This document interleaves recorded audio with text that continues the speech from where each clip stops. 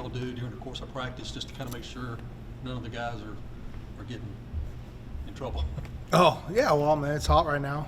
So obviously we listen to the best advice of our training staff, right? There's opportunities to take, we call them TV timeouts, right? But essentially water breaks, right? Just like in the course of a game, usually immediate timeouts 2 to 3 minutes long, depending on what network you're playing on. So we'll sprinkle a few of those in.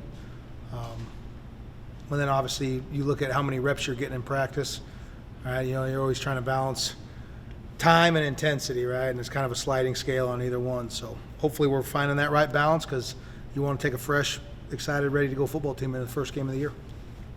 What do you feel like maybe you guys are execution-wise? I know you've talked sometimes there have been some good moments and some sloppy moments. Are you starting to see better execution at this point? I think we're seeing a fairly consistent execution when we got the first string on either side of the ball in, right? Same thing on special teams too, right? As soon as we start, and we can probably withstand a few backups in, right, mixed in with the ones, but as soon as we start full line change, twos on either side of the ball, that's where we start to see a drop off. And so we have got to bring along and develop our depth, because obviously throughout the course of the year, you're never going to be playing with your true day one starters, you know, in every game. So we got to develop some depth and make sure we got guys who can execute at a high level. How do you sort of balance that when you're this close to your first game, trying to find some depth, but also get the ones ready for the first game of the year? Yeah, we start well in that last scrimmage, right? We limited those ones who we know have played already at a high level. They know the schemes, what we're trying to execute. We frankly just sit them and get more guys more reps, right? But you try to take advantage of meeting time. If meeting time doesn't work as well with player, right, you go and you try to walk through stuff, right, where you can kind of limit the contact. You're not beating them up, but yet you're still getting kind of, you know, reps walking through it. Will Rogers is clearly experienced in this league and one of the most experienced guys in the country, but how much does it help having another Power 5 starter like Mike Wright? Because last year behind Will was freshman and a walk-on. I mean, how much more has that pushed Will at that position this year, having Mike here? I think Will's one of them unique guys, right? No, it don't matter who's in the room with him, right? He has a way of kind of mentally psyching himself to the point that he's always being competed against, right? And he's always got kind of that chip on his shoulder. We got several other guys in the program just like that, right? That's why they're really good players. They don't need external motivation necessarily, but it's certainly good for us as a program, right, to know that we have two guys who have started games Power 5 level in the SEC. They have SEC victories under their belt as a starter, because nothing quite prepares you for it until you've actually done it and been in those game pressure environments. And so, yeah, it's good to have two guys who we know that won't be anything new to them. Where have you seen Percy Lewis kind of progress the most from where he was in the spring to where he is now? I think it's just been probably comfort as he's got more reps within the system. You start to do everything a little bit more natural, right? Instead of, if you're thinking it when the ball snapped, usually you're not going to play very fast or very physical, right? And you build that with reps, right? I mean, you spend extra meeting time, walk through reps, obviously your practice reps, and then it kind of becomes second nature. How you come off the ball in the run game, who you're targeting, right? You get reps at the looks the defenses give, so you almost, before the ball's even snapped, all right, they're in this look, D-line movement's going this way, backers are going to flow this way, and so you don't get hung up and slowed down by that when the ball is actually snapped, because you have some anticipation. So I mean, that's showing up in all our lineup. Percy's done a really good job. How much do you think it helps him too, having that much experience on the line kind of beside him? Oh, huge, yeah. It don't matter what side of the ball you're on, right? If you're kind of an inexperienced player or you haven't played a whole bunch of snaps, if you got a guy to your right and left who have and can tell you what to do, it can get you on the field faster, right? We've done that on defense a lot over the years. We haven't seen a lot of special teams during camp, but saw a social media post from Kyle saying that he was going to be the starter, kicker. Is that something that you're able to confirm? No, I better tell Kyle. We chart every kick all the way up until the first game, so better keep making them.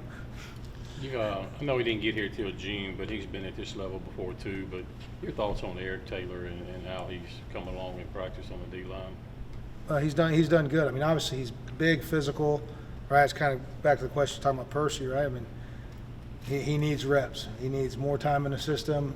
He needs to get comfortable, the different alignments, the stunts or movements off of those alignments, right? Same thing. If you're thinking when the ball snapped, and particularly in the line of scrimmage, that's going to be it's not a good recipe for success, because when you get 600 pounds, 650 pounds coming down on you, and you're not quite sure what you're doing, you're going to be taken for a ride into the second level. And so he needs more reps, but he's doing a good job. Mississippi State announced yesterday that the season tickets are sold out. The response to fans and coming to an 8-game home schedule like that. I mean, what's the kind of information does that give to the staff and the team that it's a sellout? Well, I think the 8 games certainly is a nice bonus, right? Anytime 2/3 of your games are at home, your fan base ought to be excited about that. But I really think it's a credit to the players, right? I mean, let's be honest. We're in a transfer portal era, right? And there we got a whole bunch of guys coming back who are difference-making players for us last year, who they could have went anywhere they wanted to in the country if they'd put their name in the portal. And pretty much every one of them said, hey, they're passionate about Mississippi State. They love Mississippi State. They want to wear the maroon and white, so they came back here. All right, and then I think you see the season tickets sold out. I think you see the reaction by the fan base, right? They love and support those players, right? Those guys who go to work every day and are proud to wear the maroon and white and go play like they do. I think our fan base wants to come out and celebrate those guys, and so we're excited. We're excited about what they've done. We're excited for a packed house come September 2nd.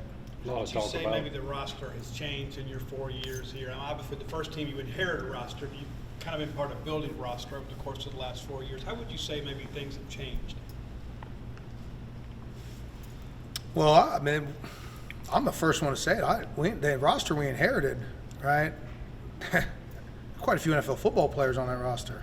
I've told Coach Moorhead a couple times. We got some leftovers players towards the end of their career from Coach Mullen's recruiting classes, right? And then Coach Moorhead's classes. I mean, I didn't sign Emmanuel Forbes, right? Coach Moorhead and that staff did. So they did a tremendous job of recruiting the footprint, hitting on some really good players, right? Building this thing with in-state guys, which should always be the formula. So there are some tremendous players already here, right? We think we've done a good job of going out and identifying and recruiting more. All right, I mean, that's just the reality of recruiting. But I know this, once you come in day one, they're your players. Whether you recruit them or not, they're your players, right? And so we got a lot of really talented guys on this team, and we're excited to get this thing kicked off. We're about to the point of camp where you're kind of tired of practicing against each other. You're ready to actually, prepare for a game lineup and play against someone else in a different color uniform. A lot of talk about logos lately with the throwback game to the interlocking MSU and the state script that you're wearing. You got a favorite one out of those? I don't know if I have a favorite one. I tell you what, I kind of like wearing that interlocking one just because if we can look anything like the team who wore them that year in '98, I think it'd be pretty good around here. There's some football players on that team, I'll tell you that.